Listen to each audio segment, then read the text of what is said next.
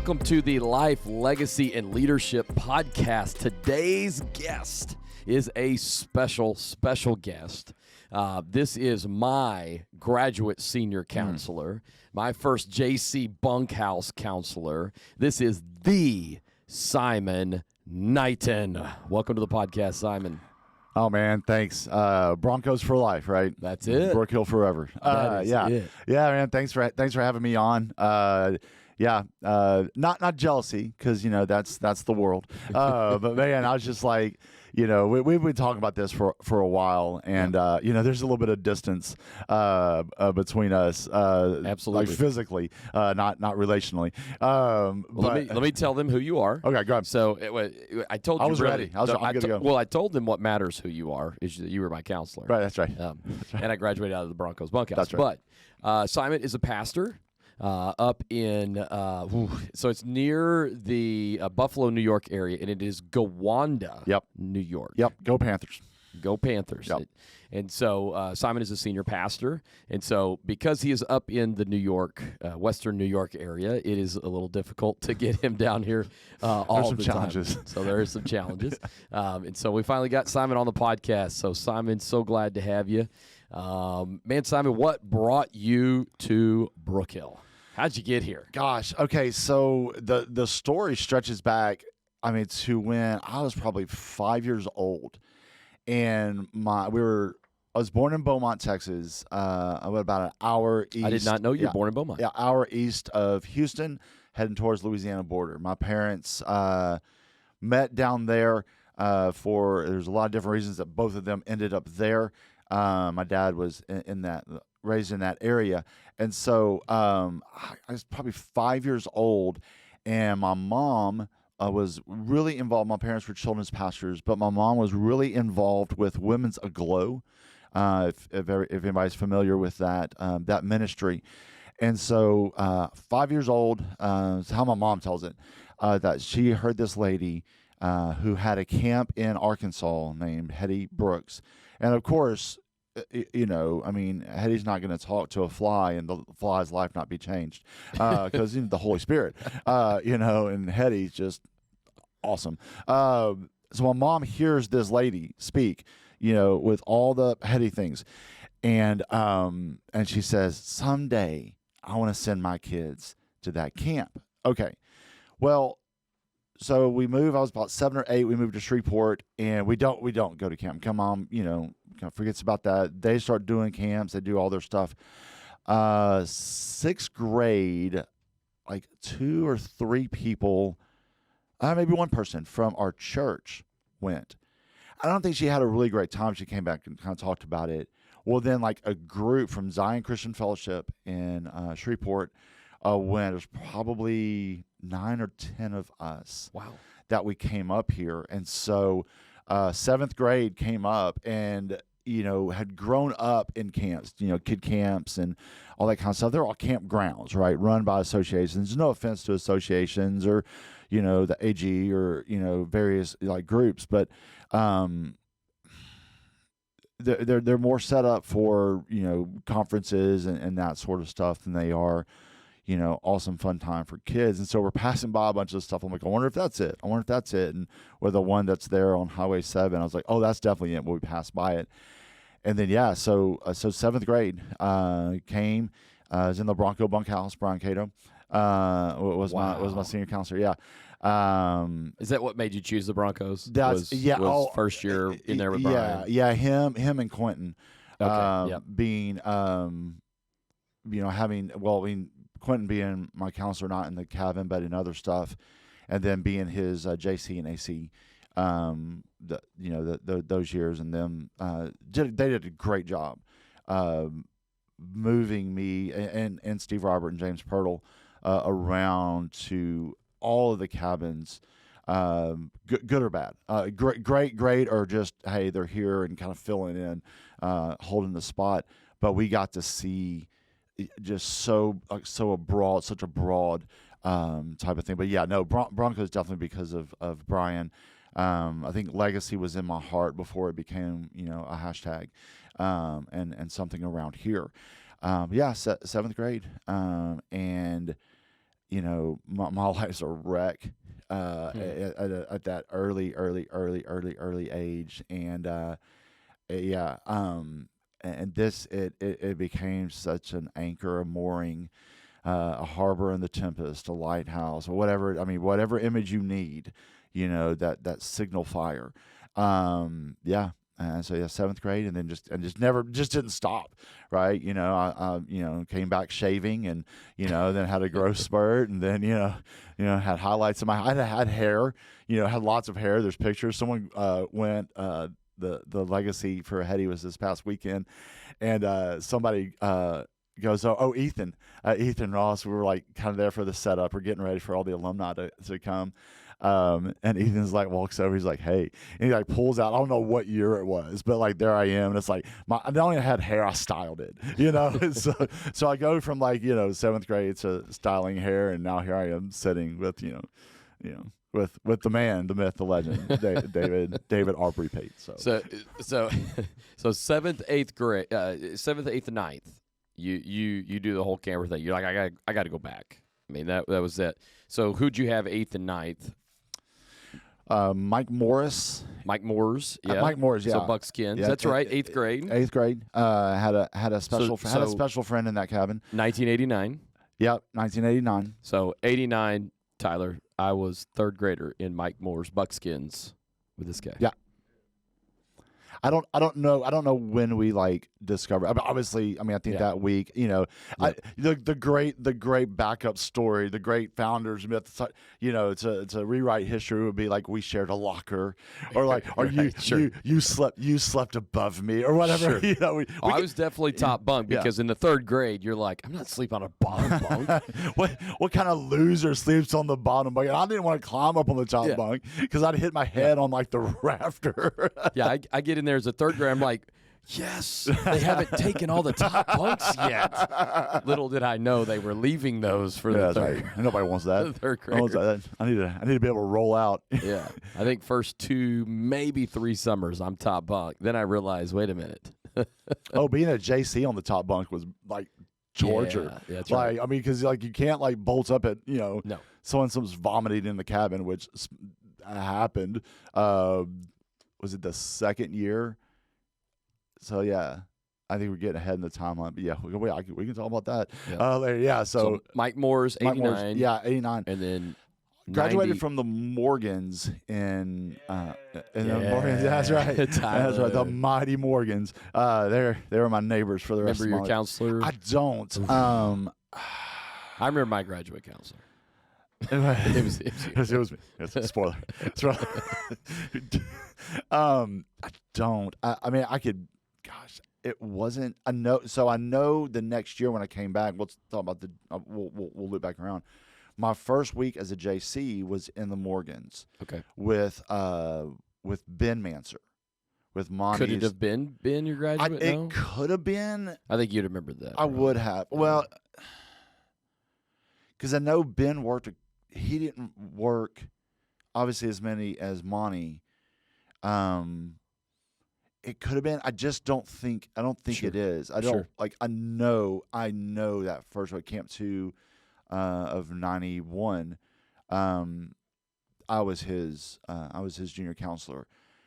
I mean, if he was 90, then yeah. So right, I didn't. Right. I should have grabbed the plaque. Yep. To look, and I might have like I wasn't thinking. I was caught up in the hero. So man. That's right. What a weekend! Yeah. So, we're recording this just after the Legacy weekend. Yeah. So I'm sorry if I look drained and my voice is whatever. 2 a.m. Legacy weekend night, and just last night was almost 1. The emotions of it. Yeah. I hadn't forgotten what I said about Eddie, but like it came back, and then like we had line sight. Yep. I don't know if you're like from our table, like. And I made the mistake of like glancing over at her after one of my like parts of the incredible documentary that Tyler created. That was really good. So Bravo, amazing, Tyler. man. Good, Everybody loved man. If I didn't love David so much, and I had disposable funds, I'd steal you and you'd be living in Gowanda too. But I made the mistake of like looking over and she looked at me and like mouthed like, so, and then so I'm like, Yeah. so my emotions are pretty raw, but I don't remember, and I feel bad. Whoever you are out there, Morgan, senior counselor from 1991, I love you. You changed my life. I don't remember your name. I'm sorry. I'm sorry. I apologize for that. Love it. So Simon, what was it from your camper times that you remember? What drew you back? You said you were hooked from that 7th grade summer. Was it Brian? Was it his connection? Was it all the guys that you saw? Were you needing that just mentorship? I mean, can you? Yeah, so for all my fellow PKers out there, like being a preacher's kid is it's a blessing. I mean, God, God is great and always only good, but it's brutal. And then when you kind of have the spiritual, theological, doctrinal environment that I was in. It's not really designed for health, and how my personality is, and how I process things, and how I achieve, uber competitive, to the point where I've had to deal with that in my life.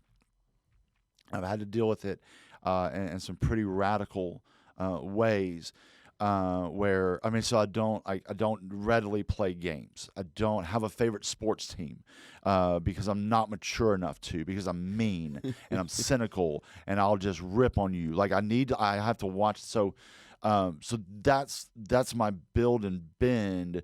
And so all of these other things is not going to produce, first off, a healthy person, much less a God honoring, God fearing, God serving, God chasing person. And so I had such a stilted view of, first off, of God and of myself.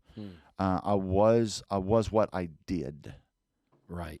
So Your identity was what you did. My identity was, which was what? I mean, so I was a bright kid. I was smart. Okay.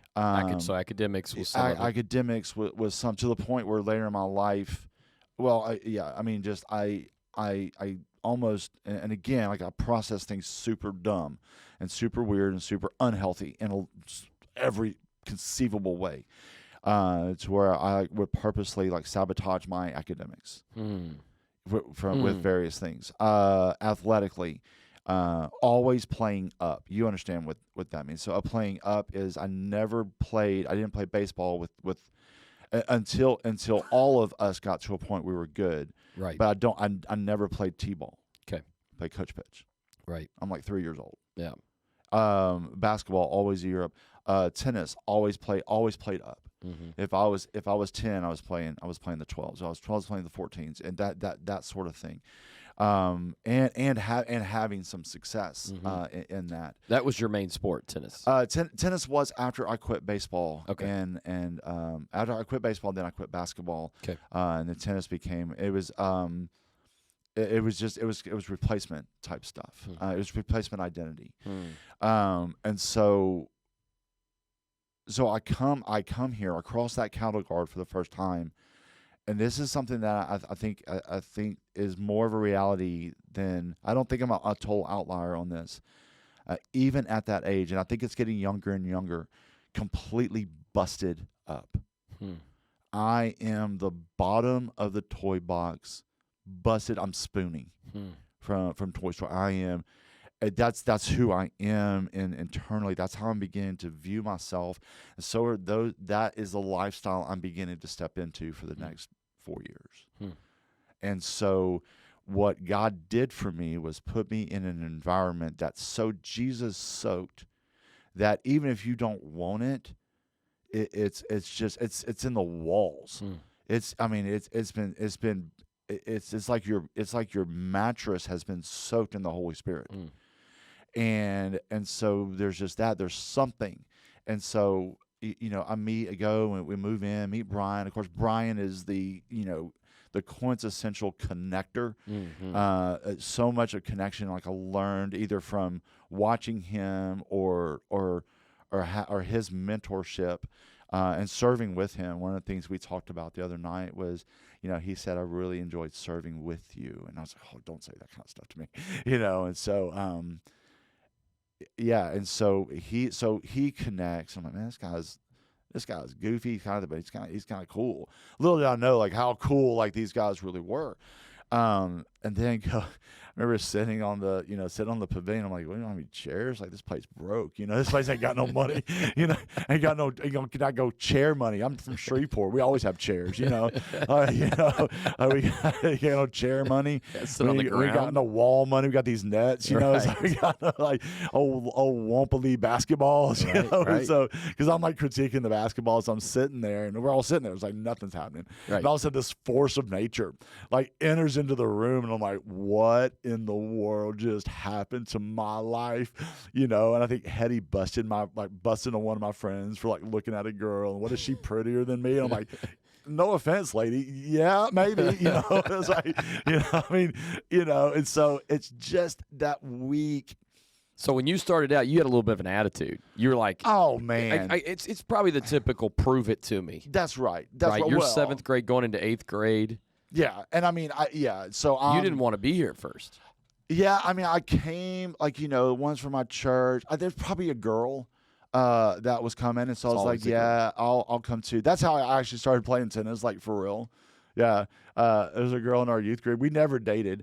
She's super out of my league. But what did I know? What did I care? Nobody's out of my league, right? It's like, gosh. And so I think she was like, I'm going to camp.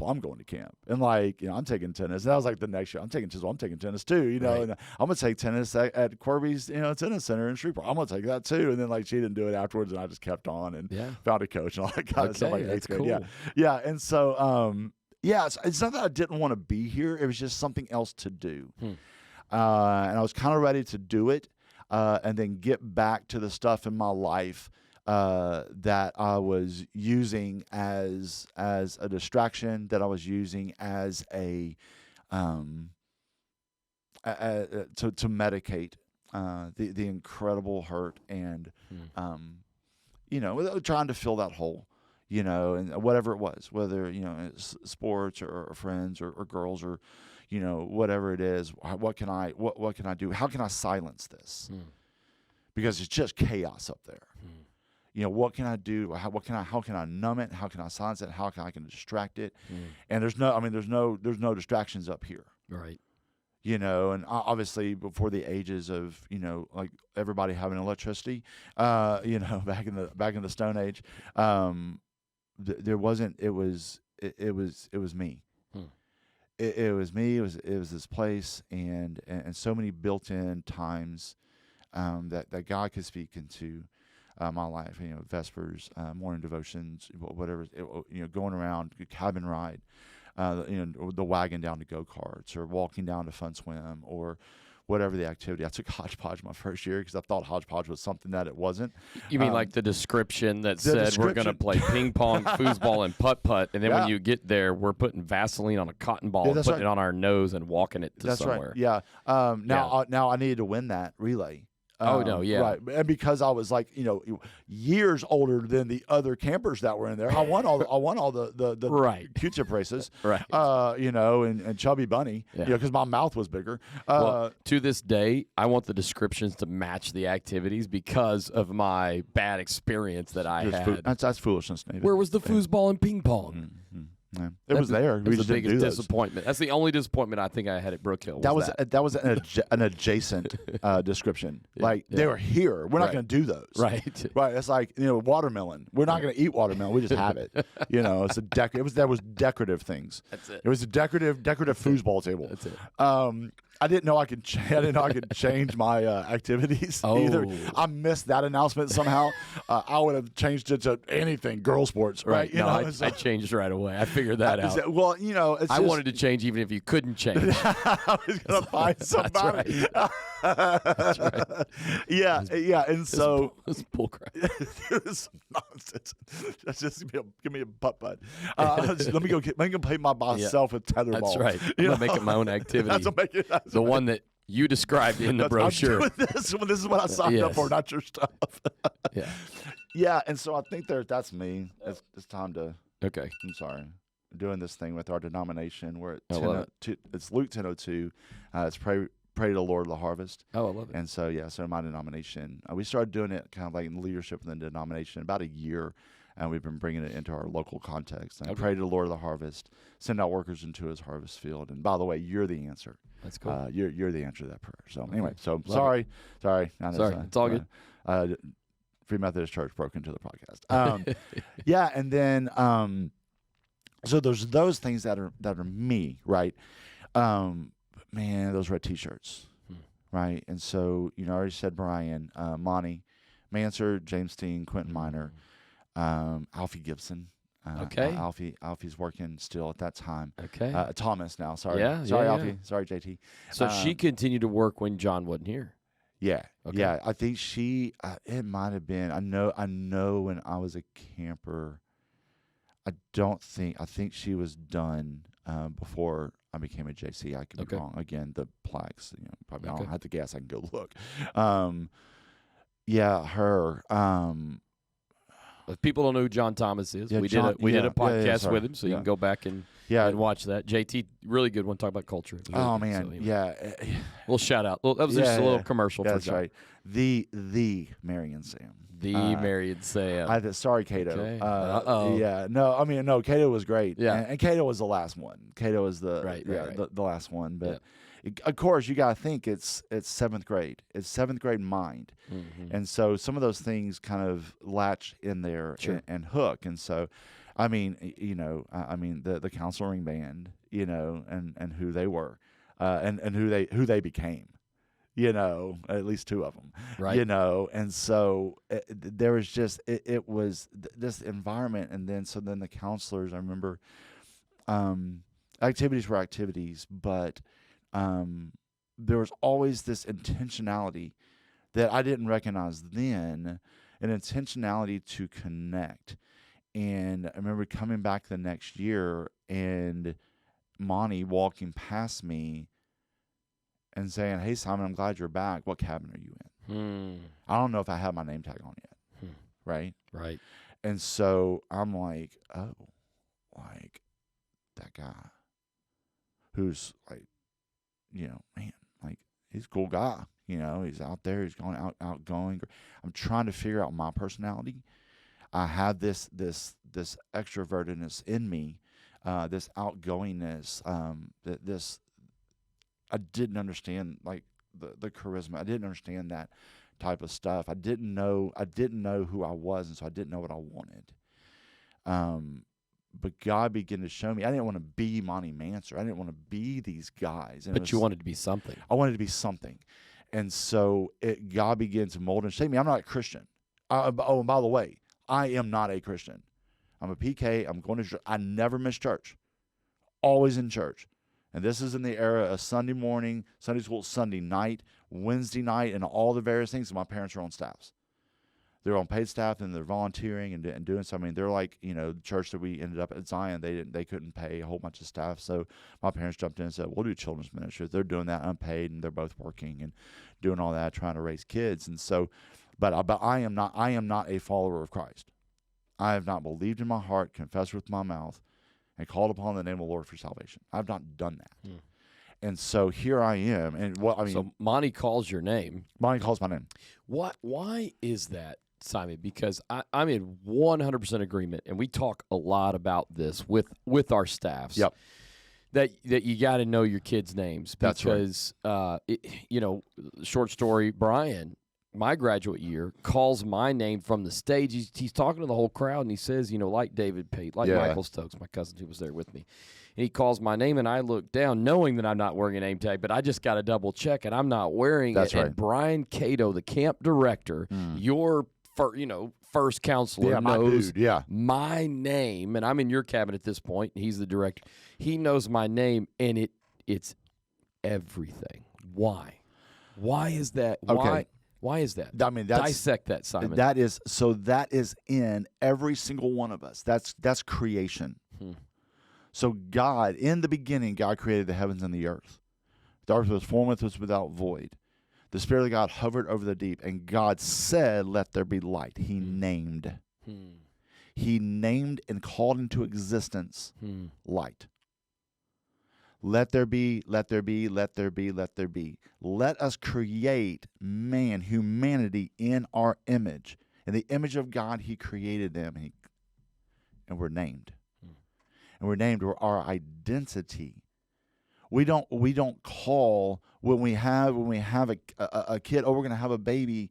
Oh, what number are you going to assign it? Right. No, what's her name? Right. What's his name? And it means something, and they carry that. In my wallet, I have a card that has my name on it. It's my name. And it's my name. It's who I am. And it's not what you do. It's not what I do. It's my being. You matter. I am Simon Peter Knighten. And there are people who are connected to that name that are under my responsibility. They're under my care. They're under my authority. They can carry that name. Hey, Simon told me to come here and do this. Hey, what are you doing? Well, Pastor told me. But they'll say, Simon. Hey, do you know Simon? He won. Oh yeah, come on. Oh, Simon. Yeah, that's fine. Oh yeah. I didn't know. I didn't get it. Yeah. Hey, I'll send somebody something, and I'll send it in my name. Why? And so, having your name called out, it's first off, it's pulling a God thread. It's pulling that. It's drawing that out of you. It's giving you. Let's go buzzwords. Giving you. It's validating you. It's agencing you. That's it. You know what I'm saying? It's those things. It. It's like, I'm not a number. I'm not camper number 1425 of this year. I'm not just the crowd. That's right.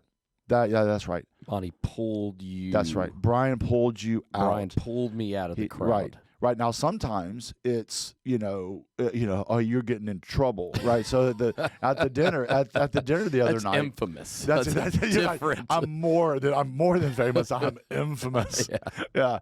The other night at the dinner, like, we're all like, okay, so y'all messed up. You got a bunch of old counselors together and expected us not to stand around and talk and not do what we were supposed to do, like sit down and start the thing. Right. And so, like, of course, like, I'm sitting out, and Mev and I are standing out in front of the pavilion, like, talking and catching up and doing whatever. And then they make the announcement. Everybody go line up in the front of the EC. And we both kind of look at each other, like, I look over her shoulder, and you're still standing there. And so I'm like, yeah, whenever David starts going, we'll just go behind him. But anyway, so we all got in trouble. So a bunch of rebels. So we're in there, and I do something, and, like, we're supposed to be at our table and everything. Well, I see another table, like, over across. I'm going to go say hi to them, whatever, go over. And poor Jason's up there. All right, we got to go. He's like, if you're not in your seat, I'm going to call your name. And I'm like, okay, I'm walking over. He's like Simon Knighten, like, what a jerk, Yeah. So, but it is that. So it's like, it is like, you're not a number. You're not a face. You matter. You matter, and you matter to that person. You matter enough to that person for them to say your name. And in that, and you got to think, here it is now, 8th grade. So 7th grade year is bad. 8th year turned it up to 11. And then we're only going up for a few years. Right. And so, and there's that. And then, so what I'm seeing that year is, wait a minute. These are the same guys. Right. These are the same guys. And obviously they're older, but their love, their intensity for this thing, it is not less. If anything, it's more. That's it. And they're just having a blast. And it's a bunch of Jesus stuff. Yeah. It's a bunch of Jesus stuff. These are college men. These are college men. That are cool. I mean, they are. Yeah. Yeah, Quentin, Brian, right, James, James. Monty. I mean, they're doing like the me fight again, like Monday night, skits. We're pulling back the cobwebs. Right. There's the skit Me First. Yeah. And I think they did it. I think they did this one when I was on staff.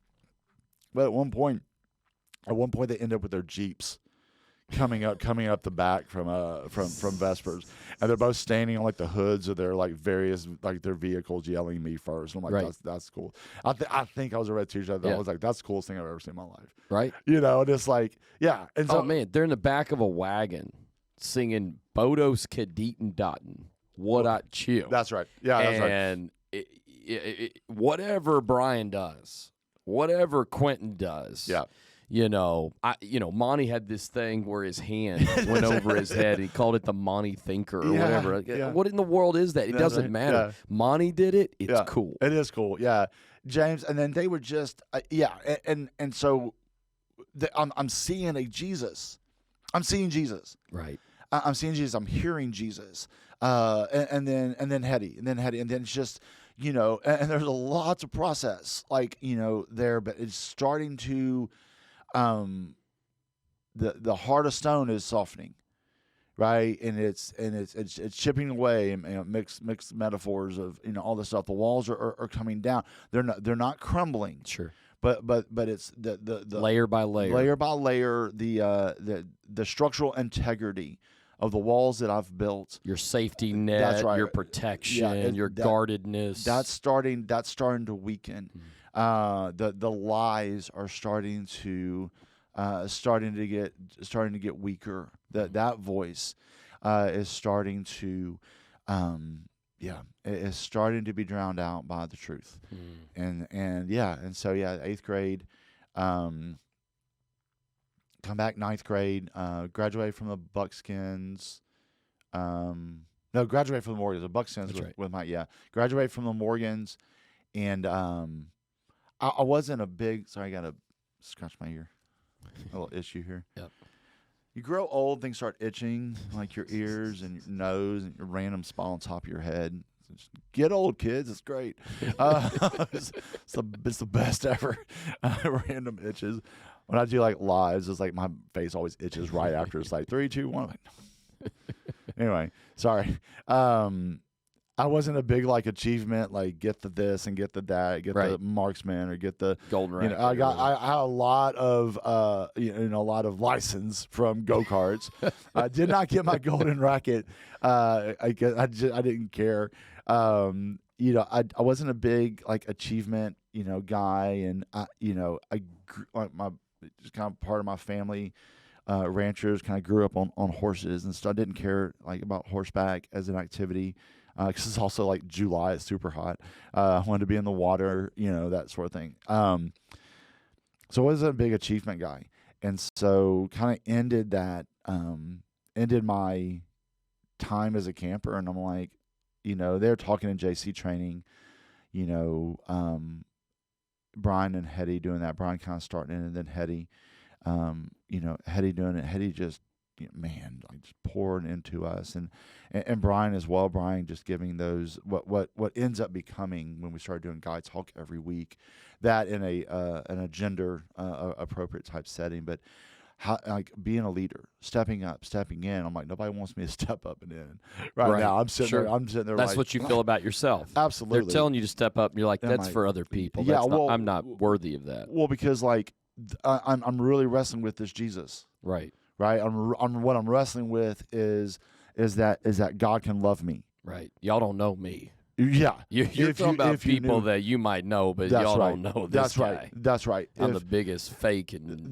messed up person. Oh man, because I could play it, I could do it. Never. I got caught one time. Sure. I got caught, and it's kind of towards the redemption part, the crescendo of the story. Right. And it kind of just was the catalyst for a lot of the bottom that I got to, that getting caught, and just some other things surrounding that particular couple of weeks in my life that no 16-year-old should ever have to deal with. Right.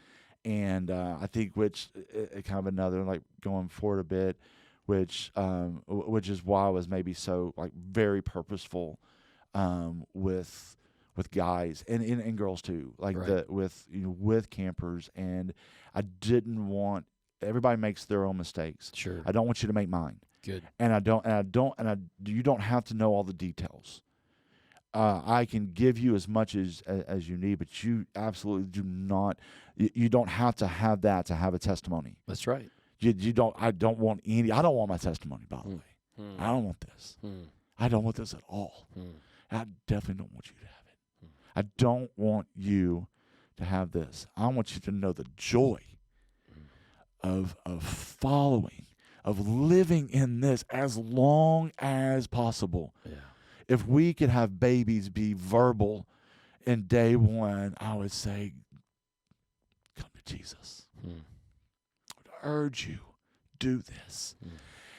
So there I was, graduate and go back, and, they're talking in JC training out, about, being a JC. Talking JCT, JCT junior training, counselor training. Yeah. So the coming down early. Your graduate year. Yep. Graduate year coming out early on Tuesdays and Wednesdays, and and so I was like, well, maybe I'll apply. So so in that time there at camp, and so I didn't know what the next little did I know what the next season was gonna look like. So did you leave camp thinking I'm gonna write in? I'm gonna do that. I'm gonna be a JC.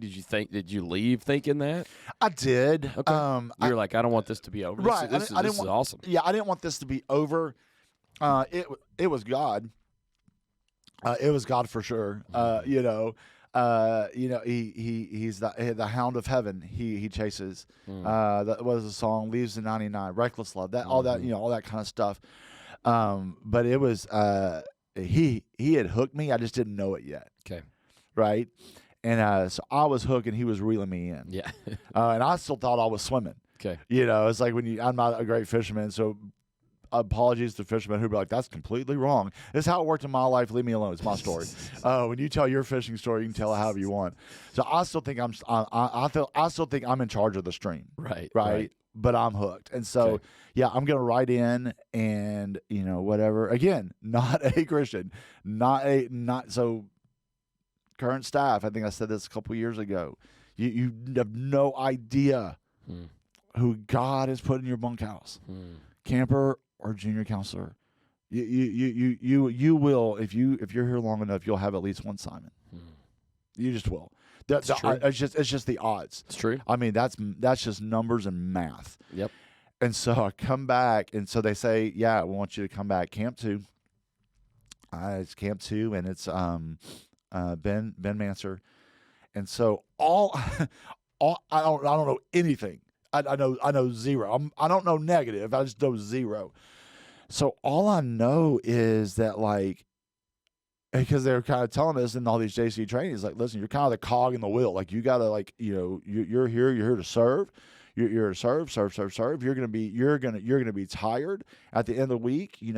Have somebody pick you up because you're not gonna be able to drive home. And so I'm like, okay, I gotta serve. I gotta serve. This place has already meant so much to me. I gotta give back. I gotta give back. I've got to do this. And so I find out later, that Ben's so impressed with me that week. Do you want to know what I did? What to impress the senior counselor, Ben Mancher, when he said, "Hey, everybody, get up," I got up, and I encouraged all the guys in the cabin to also get up. And if you didn't take a shower, let's get a shower. If you did, we're all gonna brush our teeth because your breath stank. You echoed him. That's it. I just was and I got everybody up and got everybody, circled up. And I found this out, I guess, either that year or the next year, that it was just mind blowing for him that that this happened. I'm like, I thought that was what. Right. I thought that was the baseline of what I was supposed to do. I didn't, and I wasn't really trying to impress. I just thought that was what I was supposed to do. Right. And so, which is what you were used to in your life. Right. Of just doing what you're supposed to. That's right. Yeah, whether you felt like it was genuine or not, your your whole right. life. Yeah, my whole life. Like you said, you were good at faking and that's right. And just kind of doing what you're supposed to do. Yeah, and I loved it. I thought it was great. I was like, man, this is really great. And so, it was just something like something. It wasn't that something clicked. It was that something. It was like the dimmer fade. That it just started getting brighter and brighter and brighter. And yeah, so I did that week, camp 2, go home. I'm like, cool. Like, I didn't have the, wherewithal to have some sort of existential moment of this is the last time I'm ever going to see this place and soak it all in. I did my week. Yeah. And a few weeks later, I remember the phone rang. I don't know why. I was home. Answer the phone and like, hey, can I pitch Simon Knighten? This is him. Hey, this is Brian Cato. Brookhill Ranch. Hey, Cato. Hey, buddy. Hey, man. Hey, I was wondering, like, if I could, talk to your parents. How would you feel about coming back for last part of the summer? Really? Yeah. So I gave the phone. Like, my mom was there, or somebody. She like kind of talked to him, and so yeah. So next thing I know, like a couple days later, I'm packing back up, and I'm coming back up here, and I think I was here. I don't know. Last half of the summer, maybe 5, 6, 7. We didn't have Camp 8 then. 5, 6, 7, and I'm just like,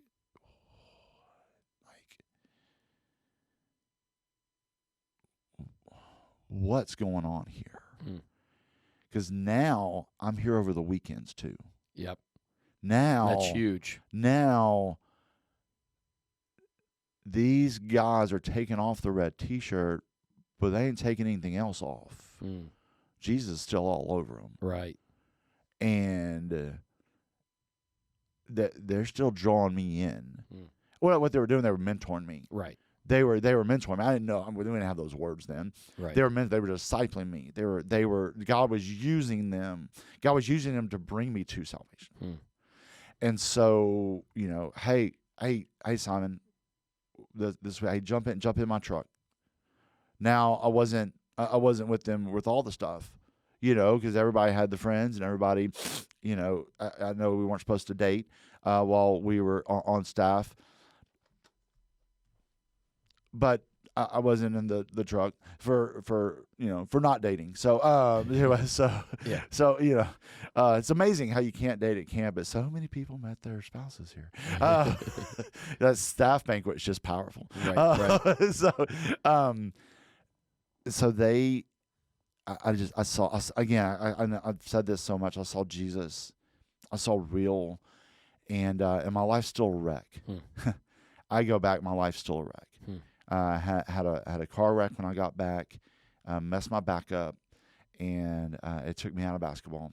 And if I was in a spiral, this thing it was like that one water ride where you just drop straight down.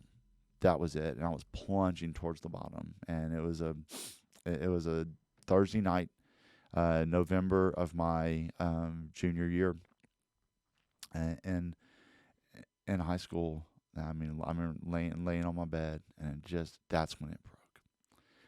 And there was a lot of stuff. There was a lot of images, all the truth that I learned, all the truth, all the wisdom, and that's where I can honor and value my upbringing like that, is that I came to faith in that. And I won't even say despite of it. I came to faith in that. God used that to bring me to faith, to bring me to Him. But it was this place that, like, God's almost saying, like, look, pay attention. This is real. And He called my name. He wanted me. And that was it. And so I wake up the next morning, I gotta go to school, and nothing else changed. I did. Right. I changed. Right. And that's something too that goes back into all the all this, like you're not, Brookhill's not going with you. You make your own Brookhill, that sort of thing. I the next morning had to carry in this. Now the Holy Spirit's going before me, making a way. There was a lot of loss that year, but God had begun to surround me. It was that summer. It was the the previous summer JC training that I met Steve Robert, who's my best friend. Yeah. To this day, he's my best friend. We met JC training. I hope the podcast at some point. Yes, we're going to have it where we hear that story. But yes, that's so I'm not. I won't tell that story. That's a us story. That's our origin story. There you go. That's the Avengers. That's the Avengers origin story. When Captain America met Iron Man. Yeah, and so we were just talking about this like last night. We talked that year. Steve and I did on the phone. Hot Springs, Arkansas, Shreveport, Louisiana. We talked on the phone. Who does that? Yeah, after your JC summer. After JC summer, and that so year, that friendship started. Right, and so when you needed it the most. That's right. God had already started giving me what I needed before I knew I needed it. And so so I come back the next summer. I mean, so I applied, come back the next summer. Because I'm a Christian now, right? So now I'm a Christian. I can really do this. Right. I could, and I could do it. I didn't feel like a hypocrite. I don't think that was it. I just felt less. Yep. I wasn't worthy. Right. Why am I wearing this red T-shirt? And so there was a lot of that. There were a lot of identity things that were going on, in and around it. That next summer, were you in AC that next summer? That next summer I came Camp 2 and never left. Okay. So I'm not in the so not official, but basically. Yeah. I think we went to the Luke Larson of today. Right. That was Luke Larson last night. Right. And so whereas you were like hired. Right. I was hired. Yeah, you were hired. It was Camp 2, and then it was like Camp 2, 3, 4, like 5. And I think they said during Camp 3, hey, just so you know, whenever you go home for a week off to come back for Camp 5, make sure you're packing for the rest of the summer.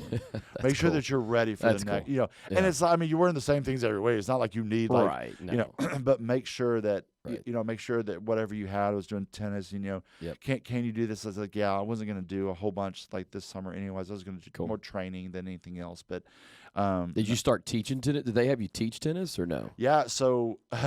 Let me see if I get this right. It had to have been Sally. Yeah. So Sally Harden, Sally Kuhn. Yeah. So she was Alexander, all the people. Yeah. So Sally Harden Kuhn, she was tennis, and so I think she didn't have a JC. Oh, okay. Whatever reason. Yep. And so Brian's he's like, Simo. Because I think I had become Simo at that point. Right. Hey, Simo, you played tennis. Like, yeah, he's like, all right, you're supposed to be in go-karts. You're not go-karts anymore. Like, go up to tennis. Well, then she got sick. So I kind of ran that activity. Sure. I'm like 17 years old, like running this activity. And, so I just started. They're like, oh, like, this is actually, like, pretty good. Why don't you just kind of do that? So, that second summer. That really started solidifying some things in your life. Yeah, right. Yep. Leading being, and again, with a lot of training wheels, a lot of safety nets, a lot of harnesses. Sure. Right. Being a go-to, being somebody that has this responsibilities. AC's had, there's only 3 of us. Right. There's only 3 of us. Sorry, that's getting all snotty. Yep. So there's 3 of us guys, James, Steve, and me, and then whatever the girl like AC's. But there's some loads on us. Carnival Night was ours, right? Every conceivable part of Carnival Night was us. Yeah.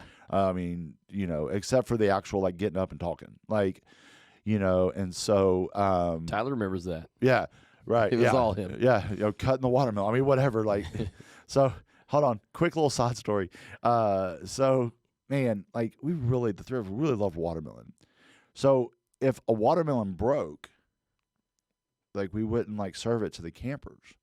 Well, it just seemed to happen like week after week, a watermelon kept breaking, And so like, I learned that like Drew Powell used to like chunk them down because the watermelons were upstairs. Would chunk them down like at Brian or whoever like the other AC was, and like they'd catch them and put them on the truck. So we started breaking watermelons. And so Connie finally said, who was running the kitchen, she said, "I'll give you a watermelon." Like, you don't, it's like so new. Like, we were like these, idiot high school dudes were breaking these watermelons so we could eat, You don't have to sabotage. Yeah, you don't have to sabotage. I would just have a watermelon for it. So she did. She had like a watermelon for it. Connie. Yeah, it really is. She, yeah. So, yeah. So I'm starting to have this responsibility, starting to be that go-to person in a very in a very controlled, environment. And again, that identity piece is that all of these good qualities that God has in me are for His glory. Mm-hmm. I can't articulate that at that point in any way, Right? Because it's all Brookhill, right. And so that summer, those four are still on staff. Brian's camp director, Monty, James, and Quentin. Yep. And they just kicked my butt. I mean, they just challenge. Oh my gosh! Step it up. Go to this level. First of all, be a man. Good. Like, you're a man. You are not. I was a little boy, but you're not a little boy. Mm-hmm. I mean, you're 6 foot. 6'4". So you're a man, and you've got to carry yourself like one. You've got to treat people. You got to treat people. You got to treat girls better. You got to be a man. Now you're a man. You're also a Christian. You're a follower of Christ. Your identity. And so just, there was some driving out of me, and what it was doing was just a vitamin boost to my dad. Those sort of things, and that story of what God did in my dad's life, and rescuing him, and developing him, and the character and the nature that my dad had when he should not have. My wife, Charity, says that it's amazing that with all of what happened in my dad's life, that he was the man, the husband, and the father that he was to me and my sisters. She says Jesus was a sheer force of will and character. And so instead of culture telling you you're toxic, don't be a man, the things that young men hear today, which is anti what God has called out of us, that is just is pushing boys away from developing into the man that God's called them to be. You're in a culture at Brookhill that's calling it out of you, right? And so, instead of shaming the identity that God created you to be, right, which is what we have done in some subcultures today, right, you're being challenged and encouraged by great men, right? Who also put all this in context. They are in college. Right. 100% put this in college. But someone had done this for them. That's right. Yeah, absolutely. So let me show you what's been shown to me. Absolutely. I mean, we're talking about the Steve Mangans, the Ricky Allens, all of those that came before them, pouring into them, going back to Tim, right? Brooks, and of course that we will not leave this podcast without talking about Don, right? I mean, so in that summer too, I had a great. My Paul was, in my top 3 greatest. Just to let everybody know who Don. So Don Brooks, founder of the camp, him and Hetty. That's it.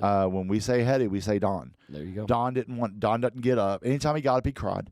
Anytime, because he just loved. Right. And this, but you want to talk about a man. I'm sitting here and I'm in shape. I'm not wearing all the body fat that I'm wearing now. It wasn't just hair that changed. And so I watched Don drop a bull. His hand, he had a little bit of a palsy, and it was acting up. We were down, and he just straight up popped, and that bull, made the sound and buckled. I said at that point, I was like, I could outrun him, but if he ever caught me, he would beat the tar out of me. So I would never disrespect Don Brooks anyways. But if I ever had the thought to do that, I just remembered that bull that he dropped. it was short. It wasn't he drew, but he didn't draw back. He went here to here. It's shifting, And so Don. And I'm seeing a man who has given his life for others, for vision, for future, for people. He's every single summer he's opening up the door to his house, and the like a plague of locusts like descend upon his house, his business, his land, and he wants to do more of it. Yeah. And he loves us. Right. And he tears up, and we're his people. I remember one of the last times that I was able to see him and be around him. Sure. Like, he walks up to me and says, "Do you remember me? I know you. Do you remember me?" Wow. Right? I mean, who has that in their life? Right. Well, by the way, if you're watching this, you're that somebody in somebody's life. That's it. You are. And so, these are college guys. Like Steve and I laugh about all the time. Robert, like they gave us their kids, like, on purpose. They drove to my bunkhouse, happily unloaded their suitcases, and said, "Here's my son." You know, I think about Gary Perry. Right. You know, I think about Gary Perry bringing, Brandon. You know, I think about, Dave Barton bringing, like, Tim and Stephen. They happily gave me their kids, like, their kids. Like, I love you guys, but y'all are crazy. Like, that's insane, And so, but you're living into that. Yeah. And it's a standard that stands before you, and the standard's Christ. And so you're talking about being a man. Being a man is not on borrow from a more popular and well-known preacher than me. But being a man's not how many girls you can get, right? How much beer you can drink, how loud you can belch, and how big of a truck you can drive. Right. It's just not. It's who you are. It's your character. Will you show up? Will you be? Will you protect?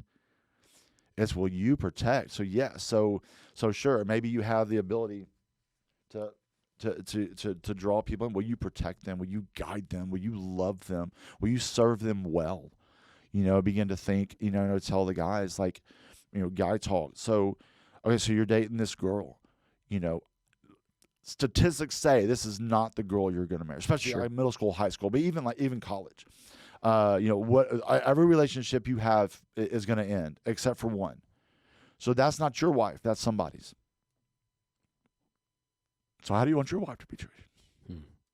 There's not some weird universal reciprocity, or it's not like that. That's super not how God works. But it's you. Like, who are you? Who are you going to be? What kind of man are you going to be? And it doesn't mean that you beat up. It doesn't mean that you real men don't oppress. Real men don't abuse. Real men don't leave. Real men stick. Real men do the hard thing. Real men dig in and do, and it hurts. It hurts all the time. It never. But I feel like that was just the biggest thing that we learned. Oh, sure. That real men carry the weight, serve, and do the difficult thing. That's right. That's right. We can't do difficult things today. Right. We can't hear difficult things. It's not the doing. We can't even hear. It's the ear. It's the ear to brain. Like we can't even hear. It's so true. No, we distract. We want to silence everyone because we can't even hear the difficult thing. Yeah, we can't hear it. So we're not even we We're have talking about doing difficult things. We have as leaders, we have so much work to do. Right. We have so much road to not pave. We're not paving the road right now. We've got to figure out that's where the road's going to be. We got to get some backhoes, and we got to start digging out, and we've got this way, because we've gotten to the point where we're not even at the doing. Right. Some of that stuff I just said, that's 3.0. Like, you've got to be able to hear this stuff. It's not an affront to your identity. And by the way, this demeans females in no way, shape, or form. Right. Yeah. I enjoy. I think it's great. I think it's wonderful when I see one of my sisters in Christ stepping into the gifts and talents Absolutely. and abilities Absolutely. that God has given them So good. to lead. Absolutely. So right, I mean, Absolutely. so we think about your board on the BCF. Oh gosh, Elizabeth Pulley, Elizabeth, Maylee, Lindsay. Oh. I mean, you're just going Rock down. stars. Absolutely. And Yep. and by the way, Liz, Gabby. I worked with Liz, Gabby, Yep. and Lindsay and Maylee are mine. Yep. Those are my kids. Absolutely. Right. And so anyway, so there's a bit of pride in that. So and proud papa. Yep. But in no way, shape, or form does that demean anything. We're not saying what I'm not saying negative. I'm saying positive. Right.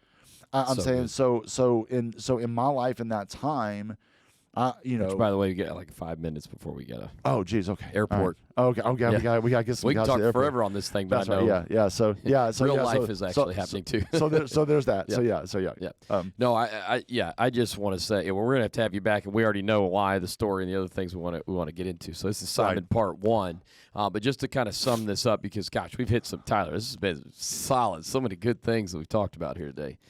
So good. But so you were an AC that third summer. Yep. And then you led the Broncos for how many years? I want to end with this. So that would be 93 to 99. No, 7 years. not 93, 94. Sorry, 6 years. 94. Yeah, 93 was my 6 governor. summers. Yeah, yep, 6 summers. Broncos. That is the definition legacy. Definition of the man. legacy. Yeah. Broncos senior counselor. And we want to jump into that with Steve. I think we can pick back up with this when we get old Roberto on Yeah, here, yeah. It's gonna be great. which I is can't wait. who you were referencing. Yep. But man, Simon, thank you so much thanks, for man. being on the podcast. Such an And, honor. man. You were my guy. Yeah. You were the one who called my name. Right. You and Jay, and Quentin and James and those guys, they were just kind of mythical to me. Yeah, sure. Whereas you and Jay and Brian called my name. Yeah. Yeah. And I think all of us, just to sum this thing up, Yeah. we all want somebody. Ultimately, it's Christ calling our name through these people. That's right. That's right. And so, let Christ use your voice. Right. And at first, it's about us because people are calling our name. Mm-hmm. But once we hear it, once we answer the call, once we step up and say, "Here I am, use me," I think it's got to flip, and we got to start calling others' names. Yeah, that's right. Yeah. Oh man. So good today on the podcast, Thanks, man. Simon. Golly, I didn't mess it up. It's great. Oh, yeah. no. And you talked into the mic. You didn't low talk. I did because the Devil's podcast is loud. Well, you've got something good to say. You got to say it. Speak it into the mic, man. I love it, man. Simon, thanks for being on here. Life, brother. legacy, and leadership. Love you, man. I love you, man. See you. I kept watching the time because I know we got to get to the flight and those.